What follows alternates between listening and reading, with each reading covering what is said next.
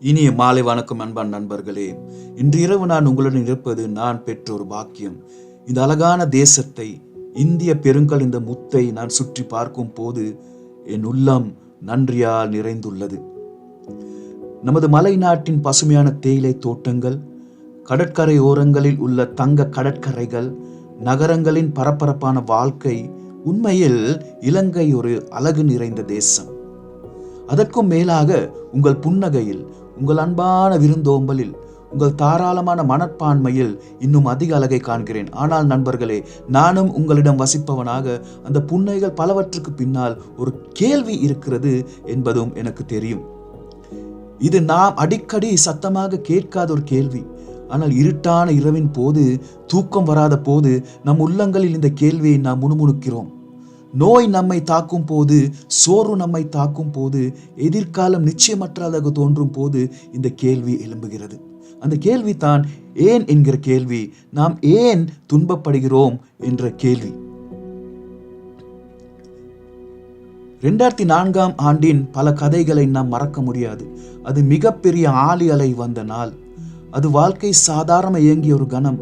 தங்கள் வலைகளை பழுது பார்க்கும் மீனவர்கள், மணலில் சரித்து விளையாடும் பிள்ளைகள், தங்கள் குடும்பங்களுக்கு உணவை தயாரிக்கும் தாய்மார்கள். பின்னர் யாரும் எதிர்பார்க்காத ஒரு கணத்தில் முழு உலகமே தலைகீழாய் மாறியது. வீடுகள் அழிந்தன, பல குடும்பங்கள் பிரிந்தன. தன் குழந்தைகளை தேடி திரியும் தாய்மார்கள், தன் படகு தரித்திருந்த கடலை பார்த்து கொண்டிருந்த ஒரு மீனவர், அவரது வாழ்வாதாரம் அடித்து சென்று விட்டது. அப்போது நேரடி மற்றும் அடையாளபூர்வமான எண்ணற்ற வேறு புயல்களும் இருந்தது. அவை நாம் இன்னமும் நினைத்து கொண்டிருக்கும், நமது தேசத்தை பல தசாப்தங்களாக பாதித்து கொண்டிருக்கும் உள்நாட்டு போர், நாம் சிந்தித்து கொண்டிருக்கும் புற்றுநோய், இதய நோய், கோவிட், நாம் சிந்தித்து கொண்டிருக்கும் வறுமை, ஒவ்வொரு வீட்டிலும் ஏற்படும் மரணத்தை பற்றியும் நாம் சிந்திக்கின்றோம். அந்த தருணங்களில் நமக்குள் ஒரு கேள்வி எழுகிறது. அதான் நல்லவர்கள் ஏன் நோய்வாய்ப்படுகிறார் என்ற கேள்வி, நாம் நேசிப்பவர்கள் நாம் இழக்கிறோம் என்ற கேள்வி, வேதனை ஏன் நம் உலகத்தை இவ்வளவு நிரப்புகிறது என்ற கேள்வி. இது ஒரு புதிய கேள்வி அல்ல. வரலாற்றின் மிக சிறந்த சிந்தனையாளர்கள் கூட இந்த கேள்வியுடன் போராடியுள்ளனர். புத்தர் உலகத்தை பார்த்து வாழ்க்கை என்பது துக்கம், அது துன்பம் என்று அறிவித்தார். அவர் சொன்னது சரிதான். ஆனால் இதை சொல்ல நமக்கு ஒரு தத்துவ ஞானி தேவையில்லை. நாம் அதை நம் எலும்புகளின் ஊடாக உணர்கிறோம். ஆனால் பிரச்சனை என்னவென்றால், துன்பத்தை பற்றி விவரிப்பது மட்டும் போதுமானதல்ல. நீங்கள் ஒரு மருத்துவரிடம் சென்றால் அவர் உங்கள் நோயின் அறிகுறிகளை மட்டுமே விவரித்தால் நீங்கள் அதை விரும்புவீர்களா? இல்லையே.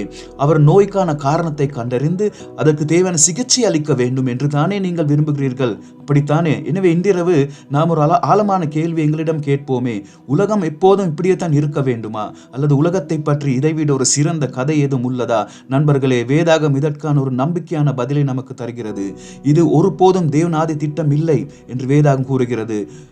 துன்பத்துடன் அல்ல, ஒரு மகிழ்ச்சியுடன் தானே வேதாகம் தொடங்குகிறது. ஆதியாகமத்திலே தேவன் தாம் உண்டாக்கின எல்லாவற்றையும் பார்த்தார், அது மிகவும் நன்றாயிருந்தது என்று கூறுகிறார் ஆதியாகமம் 1:31. என்னுடன் சேர்ந்து இதை கற்பனை செய்து பாருங்கள். யாரும் மறிக்காத மருத்துவமனையே இல்லாத ஒரு உலகம், யாரும் மறிக்காத கல்லறைகள் இல்லாத ஒரு உலகம், கண்ணீர், போர், தனிமை இல்லாத ஒரு உலகம், குளிர்ச்சியான ஒரு மாலை வேளையில் ஒரு பிள்ளை தன் தந்தையுடன் நடப்பது போல மனித குலமானது திறந்த ஐக்கியத்தில் தேவனுடன் சேர்ந்து நடந்த ஒரு உலகம். அமைதியான உலகம், நல்லிணக்கம் கொண்ட உலகம், மகிழ்ச்சியான உலகம். இப்படிப்பட்ட பல உலகத்துக்கு என்னத்தான் நடந்தது? நான் உங்களுக்கு ஒரு சிந்தனை கொண்டு வருகிறேன். கண்டி நகரத்தில் தலை சிறந்த ஒரு வெள்ளி தொழிலாளியை பற்றி கற்பனை செய்து பாருங்கள். அவர் தான் செய்யும் நகைகளுக்கு பிரபலமானவர். அவர் குறைபாடற்ற ஒரு தலை சிறந்த படைப்பை உருவாக்கினார். ஆனால் ஒரு நாள் அது அவரது கையிலிருந்து கீழே விழுந்து விடுகிறது. பின்பது வளைந்து கரைப்பட்டு கீறல் பட்டு விட்டது. அந்த வெள்ளியோ அப்போதும் கூட விலை மதிப்பற்றது தான். ஆனால் அந்த படைப்பாளரின் நோக்கம் இனிமேல் அதை குறித்து இருக்காது.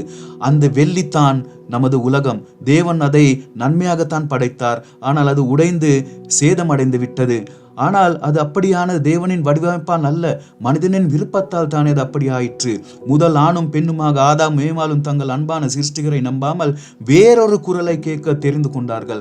அவர்களின் அந்த ஒரு கலக செயல் இன்னொரு நபர் ஊடுருவதற்கு கதவை திறந்தது. இந்த ஊடுருவும் நபரை வேதாகம் பாவம் என்று அழைக்கிறது. பாவத்துடன் சேர்ந்து அதன் துணை நண்பர்களான பயம், அவமானம், துன்பம் மற்றும் மரணம் சேர்ந்தே உள்ளே வந்தது. ரோமர் 5:12 பவுல் இவ்வாறு எழுதுகிறார்: ஒரே மனுஷனாலே பாவமும் பாவத்தின் பாவத்தினாலே மரணம் உலகத்தில் பிரவேசித்தது போலவும் எல்லா மனுஷரும் பாவம் செய்தபடியால் மரணம் எல்லாருக்கும் வந்தது போலும் இதுவும் ஆயிற்று. இப்போது இதை கவனமாக கேளுங்கள். இது உண்மையிலேயே ஒரு நல்ல செய்தி. துன்பம் என்பது தேவன் ஆதி வடிவமைத்த ஒரு பகுதியாக இருந்திருந்தால் எந்த ஒரு நம்பிக்கையும் இருந்திருக்காது. ஆனால் துன்பம் என்பது ஒரு ஊடுருவர் என்றால் அதை அகற்ற முடியும். மரணம் அது இயற்கையானது இல்லை என்றால் அதை தோற்கடிக்க முடியும். இந்த உலகம் ஒரு முறை நன்மையாக உருவாக்கப்பட்டிருந்தால் அதை மீண்டும் நன்மையாக மாற்ற முடியும். உடைந்து போன ஒரு சிருஷ்டிப்பும் அதை கைவிட மறுக்கும் தேவனை பற்றிய கதையை வேதாகம் நமக்கு கூறுகிறது. அவர் தனது தலை சிறந்த படைப்பை தூக்கி எறிய முடியாத அளவுக்கு அதை மிகவும் நேசிக்கிறார். அவர் அதற்காக ஒரு மீட்பின் திட்டத்தை செயல்படுத்தியுள்ளார். அந்த திட்டமானது அறிகுறிகளை மறைப்பதற்கு மட்டுமல்லாமல் நோயை அதன் ஆரம்பத்திலே குணப்படுத்தும் ஒரு திட்டம். இன்னும் ஒரு கதையை சொல்கிறேன், கேளுங்கள். ஒரு சிறுவன் ஒரு அட்டையில் ஒட்டிய ஒரு உலக வரைபடத்தை வைத்திருந்தான். ஒரு நாள் அது துண்டு துண்டாக பிய்ந்தது. அவனுடைய தந்தை அதை திருப்பி அவனிடம் கொடுத்து, மகனே, உலகத்தை மீண்டும் ஒன்றாக இணை என்றார். சிறுவன் அதை விரைவாக மீண்டும் முட்டி முடித்தான். அது அவனது தந்தையை ஆச்சரியப்படுத்தியது. நீ எப்படி இவ்வளவு விரைவாக அதை செய்தாய் என்று தந்தை கேட்டார். அப்பா, வரைபடத்தின் பின்புறத்தில் ஒரு மனிதனின் படம் இருந்தது. நான் அந்த மனிதனை ஒன்றாக இணைத்த போது உலகமும் ஒன்றாக இணைந்தது என்று அந்த சிறுவன் பதிலளித்தான். அதுதான் நற்செய்தியின் உண்மை. மனித குலம் சிதைந்த போது உலகமும் சிதைந்தது. கிறிஸ்துவின் மூலம் மனித குலம் மீட்டெடுக்கப்படும் போது உலகம் மீட்டெடுக்கப்படும். வேதாகம் என்பது முடிவில்லாத துன்ப சுழற்சிகளின் கதை அல்ல. அது முடிவற்ற கர்மாவும் அல்ல. அது ஒரு ஆரம்பத்தை கொண்ட, ஒரு நடுப்பகுதியை கொண்டொரு மற்றும் ஒரு மகிமையான முடிவை கொண்ட ஒரு கதை. வெளிப்படுத்தல் நமக்கு இவ்வாறு கூறுகிறது, அவர்களுடைய கண்ணீர் யாவையும் தேவன் துடைப்பார். இனி மரணமும் இல்லை, தூக்கமும் இல்லை, அலறதும் இல்லை, வருத்தமும் இல்லை, முந்தினவைகள் ஒளிந்து போயின என்று விளம்பினது. வெளிப்படுத்தல் 21:4. இது தேவனின் வாக்குறுதி. இனி துன்பம் என்றென்றும் இருப்பதில்லை. இனி வருத்தம் நிரந்தரமானதல்ல. இனி மரணம் கடைசி வார்த்தையாக இருக்க போவதில்லை. எனவே நண்பர்களே, இன்றிரவே இந்த நம்பிக்கையை பற்றி கொள்வோம். ஆம், நாம் துயரப்படுகிறோம். ஆம், நாம் அழுகிறோம். ஆம், நம் வாழ்க்கை கடினமாக இருக்கலாம். ஆனால் இந்த உலகம் கைவிடப்படவில்லை.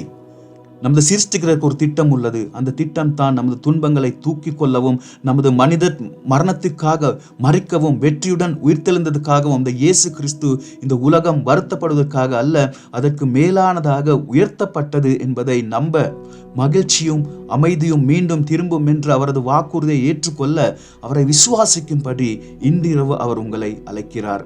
நாளை இரவு நியாயப்பிரமாணத்தை குறித்தும் நம்மை பிணைப்பதற்காக தோன்றும் கர்மாவின் நியாயங்களை மற்றும் வந்து சங்கிலே என்றென்றைக்கு முடைக்கும் சுதந்திரத்தின் தேவன் எவ்வாறு வழங்குகிறார் என்பதை பற்றி பேசுவோம்.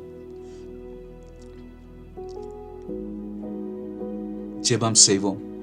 அன்பான சிருஷ்டிகரே, வருத்தத்தால் இந்த உலகம் நிரப்பப்படக்கூடாது என்ற நம்பிக்கை நன்றி ஆண்டவரே. நமது துயரங்களை சுமந்து கொண்டு எங்களுக்கு அமைதியை தர வந்த இயேசுவுக்கு நன்றி ஆண்டவரே. நாங்கள் இன்றிரவு உங்கள் திட்டத்துக்கு எங்கள் உள்ளங்களை திறக்கிறோம் ஆண்டவரே. எங்கள் உடைந்த நிலையை குணப்படுத்துங்கள். எங்கள் மகிழ்ச்சியை மீண்டும் நிலைநாட்டுங்கள். நீங்கள் மீண்டும் வரும் வரை நம்பிக்கையுடன் வாழும் எங்களை உண்மையாக ஆராதிக்கும் பிள்ளைகளாக்குங்கள். இயேசுவின் நாமத்திலே ஜெபிக்கிறேன். ஆமென்.